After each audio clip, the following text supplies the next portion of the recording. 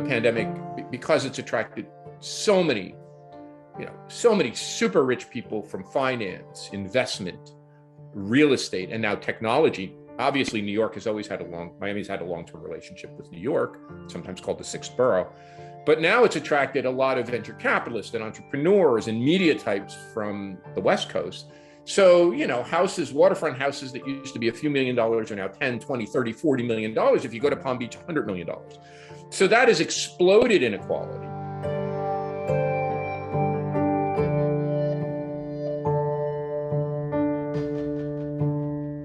But if you take a look at what's happened in San Francisco or Boston or Austin or New York, what you find is they are also some of the most unequal places on the planet, like Miami.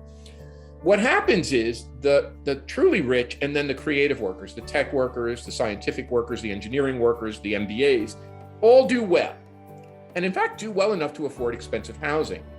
But the working class people who work in factories or the service people, that in our case, 50% of the workforce who works in services, their wages may go up a little, right? Their wages go up a little, but housing prices rise so rapidly that they eat them all.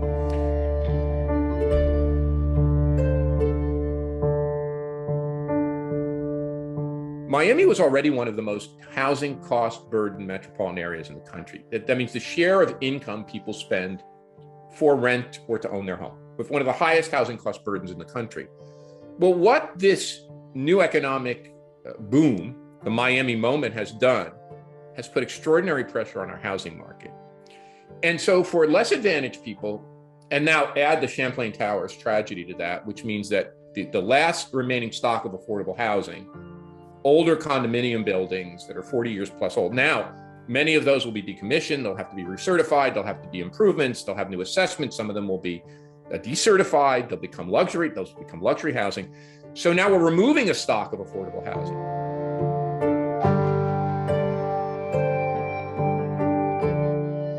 The people working that have saved us from the pandemic, the true heroes, need to make a living wage. And we can't pay them minimum wage anymore and hope to tip them up.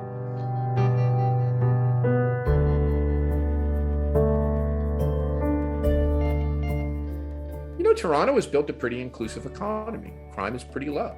Good education is accessible to everyone. Healthcare is accessible to everyone. Now, I'm not going to extol, they were more restricted. They were more locked down. People were miserable in Toronto last winter. So there's warts there, but it's a much more cohesive place and there's far less inequality. And you see it. There aren't destitute people. And moreover, we call them new Canadians. New Canadians, almost to a person, when you talk to a new Canadian, if they've struggled, they're a cab driver or an Uber driver, or they work in home services, their kids are in a great university. So there's a mobility, an upward mobility ladder.